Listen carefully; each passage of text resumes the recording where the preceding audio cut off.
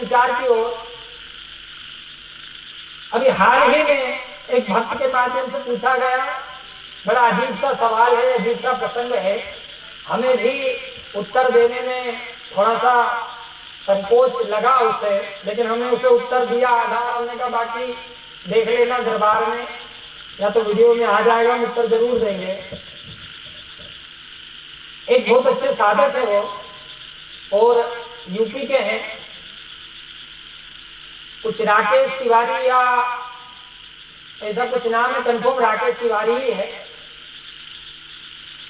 उन्होंने कहा गुरुजी हम सालों से पूजा पाठ कर रहे हैं, हमने सब प्रकार की पूजाएं कर ली, सब प्रकार के हवन कर लिए, सब प्रकार के होम कर लिए, सब प्रकार के मंत्र जप लिए, सारे प्रयोग हम कर चुके हैं। हम इतने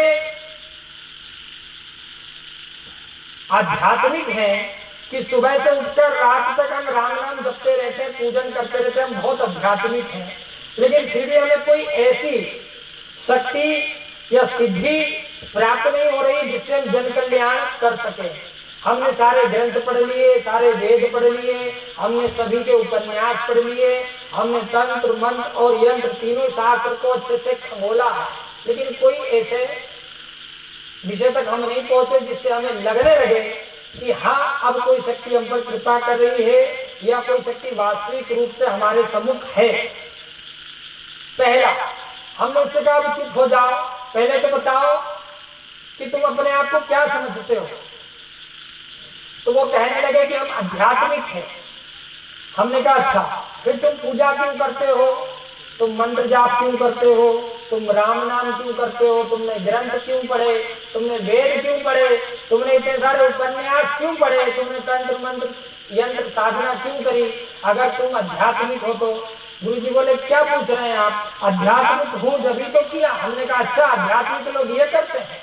फिर हमने उससे तुरंत कहा कि अगर आध्यात्मिक लोग पाठ पढ़ते हैं, मंत्र उच्चारण करते हैं, ग्रंथ पढ़ते हैं, तो फिर धार्मिक लोग क्या करते हैं, धार्मिक लोग क्या टुनटुना बजाते हैं।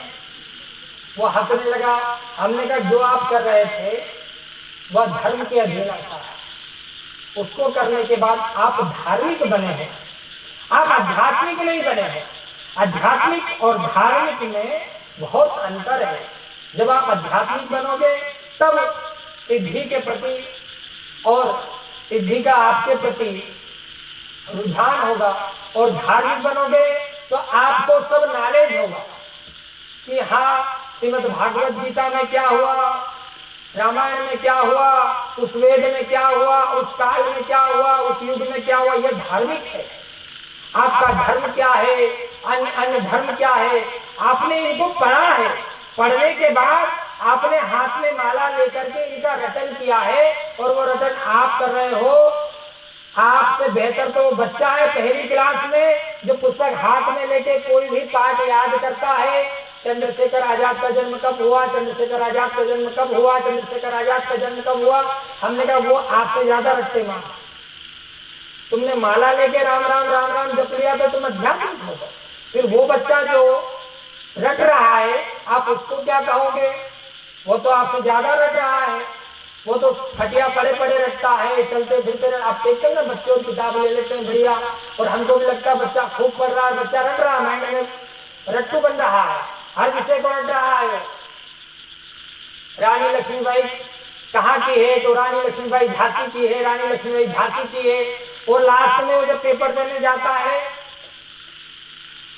तो उसको समझ में नहीं आता है कि क्या है। वहां लिखा रहता है चंद्रशेखर आजाद कहाँ के, तो झांसी झांसी इतना बैठ जाता है, झांसी नहीं देता, और फिर वो फेल हो जाता है। और फिर उसके माँ बाप जो है उसके पास होने के लिए उपवास करते हैं, व्रत करते हैं, तमाम प्रकार की पूजा करते हैं। हम ये नहीं कह रहे कि पूजा करना नहीं चाहिए, खूब करो, जितनी हो सके खूब करो। 24 घंटे में से भी अगर 25 घंटे मिल सके तो 25 घंटे पूरी पूजा करो। 24 घंटे नहीं, कितने घंटे, 25 घंटे पूजा करो।